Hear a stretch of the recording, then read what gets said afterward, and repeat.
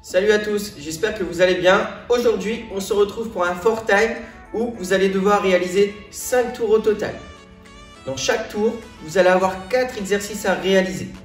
Vous allez démarrer chaque tour par 20 deadlifts.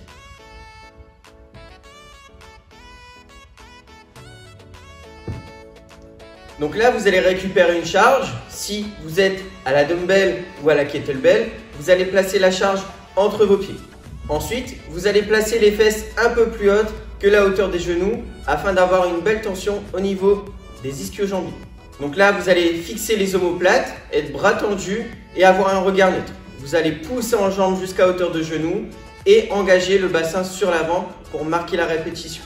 Lorsque vous allez engager le bassin sur l'avant pour marquer la répétition, engagez bien les épaules dans l'alignement avec le corps. Ensuite, vous allez partir sur 10 front rack lunge.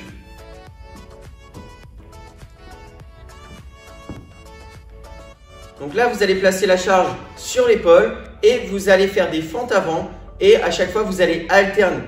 Donc là, sur ce mouvement, veillez à garder le buste le plus droit possible avec un bon gainage abdominal et repoussez bien dans les jambes à chaque fois. Ensuite, vous allez réaliser 20 sumo deadlift high pull.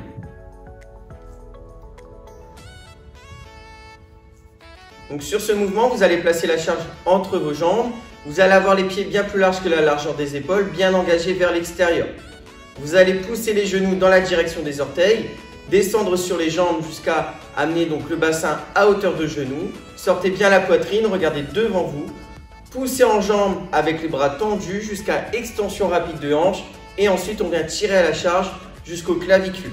Ensuite, on revient bras tendus, on redescend sur les jambes et à chaque fois, la charge va devoir toucher le sol. Ensuite, vous partirez sur 10 front squat.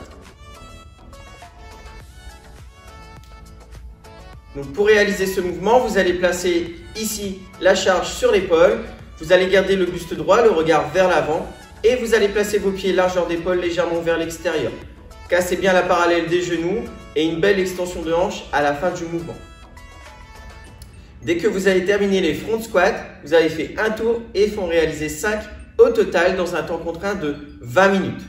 Donc là, ça vous donne maximum 4 minutes par tour à réaliser pour pouvoir le terminer dans le temps contraint. Donc là, surtout, soyez vigilants. La plus grosse partie du WOD va se faire sur les sumo deadlift high pull. Donc soyez intelligents et breakez correctement vos séries afin de ne pas trop congestionner au niveau des avant-bras. En ce qui concerne l'échauffement, aujourd'hui, vous allez réaliser 3 tours avec 40 secondes sur un mouvement, puis 20 secondes sur l'autre. Vous allez démarrer par 40 secondes de plank hold. Donc là, placez les mains sous la ligne des épaules, un bon gainage abdominal, une belle rétroversion de bassin et restez dans cette position durant les 40 secondes. Ensuite, vous enchaînerez directement avec 20 secondes de Mackenzie Yoga Push-Up.